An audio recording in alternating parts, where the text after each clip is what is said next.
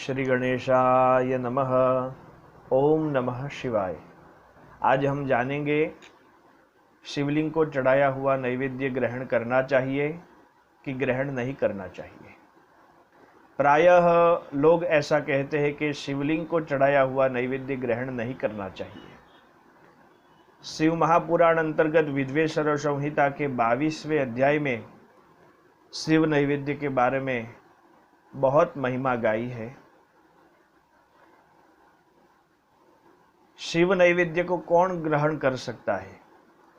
तो जो शिव से दीक्षित हो, जिसने शिव जी की दीक्षा ली हो, वो तो कोई भी शिवलिंग को अर्पण किया हुआ नैवेद्य अवश्य ग्रहण कर सकता है।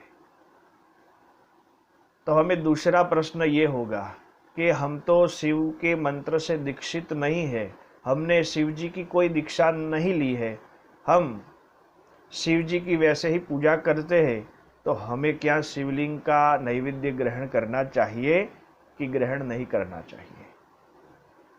शिव नैवेद्य की महिमा गाते गाते तो सूत महापुराणी शौनक आदि ऋषियों को बता रहे हैं कि दृष्ट्वापि शिव नैवेद्यम यान्ति पापानि दूरतः भुक्ते तु शिव नैवेद्ये पुण्यान्या यान्ति कोटिशः। शिव नैवेद्य को देखने मात्र से ही हमारा सब प्रकार का पाप धुल जाता है और उसे ग्रहण करने मात्र से ही हमें करोड़ों गुना पुण्य प्राप्त होता है। आगे तो बताया कि शिव नैवेद्य कैसे ग्रहण करना चाहिए। आगतम शिव नैवेद्यम गृहीत्वा शिरसा मुदा भक्षणीयम प्रयत्नेन शिव स्मरण पूर्वकम। यदि कोई भक्त हमें शिव का प्रसाद दे तो कैसे ग्रहण करना चाहिए?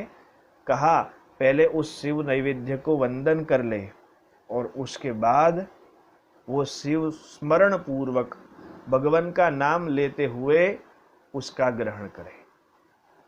इतनी बड़ी महिमा शिव महापुराण में नैवेद्य की गाई है।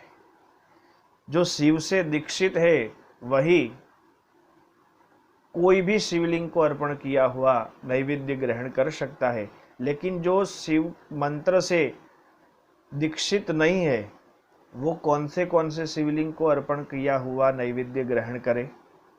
तो कहा है,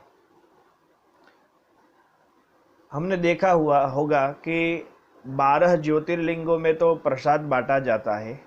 तो ज्योतिर्लिंगों में भगवान महादेव स्वयं प्रकट हुए हैं। जहाँ स्वयंभू शिवलिंग है उसे अर्पण किया हुआ नैवेद्य हम अवश्य ग्रहण कर सकते हैं।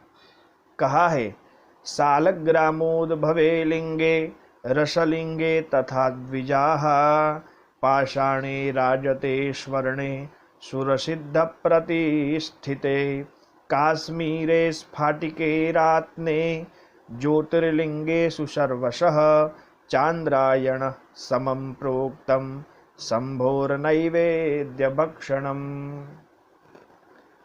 जो शालग्राम देश में उत्पन्न हुआ शिवलिंग हो उसकी पूजा करने के बाद नैवेद्य ग्रहण कर सकते हैं।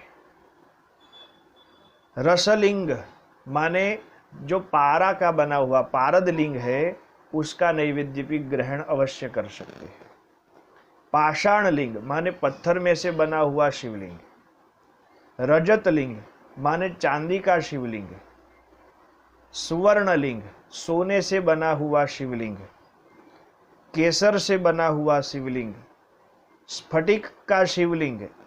और देवों ने, कोई सिद्ध महापुरुषों ने जिसकी प्रतिष्ठा की हो वैसे शिवलिंगों का नैवेद्य कोई भी व्यक्ति शिव मंत्र से दीक्षित हो या शिव से दीक्षित न हो, वैसे कोई भी जीव ऐसे शिवलिंगों की पूजा करने के बाद नैवेद्य अवश्य ग्रहण कर सकता है, उसमें कोई संशय नहीं है।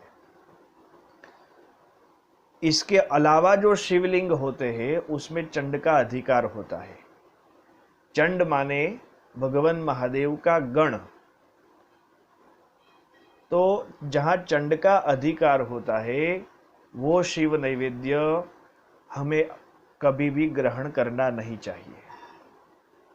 ये जो शिवलिंगों की चर्चा हमने की, उसके अलावा जो शिवलिंग होते हैं वहां चंड का अधिकार होता है। एक दूसरी बात, कई लोग ऐसे देखे हैं कि शिवलिंग के ऊपर कई प्रकार के नैवेद्य चढ़ाते हैं और उसका भक्षण करते हैं, तो ऐसा कभी नहीं करना चाहिए। यहां बताया है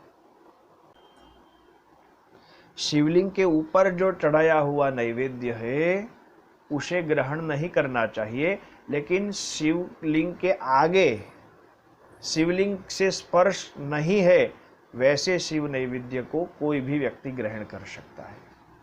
इतनी बड़ी महिमा शिव नैवेद्य की गाई है, तो कोई भी व्यक्ति ऐसे शिवलिंगों का नैवेद्य अवश्य ग्रहण कर सकता है। तो हम सबको ऐसे शिवलिंग का नैवेद्य अवश्य ग्रहण करना चाहिए। ओम नमः शिवाय।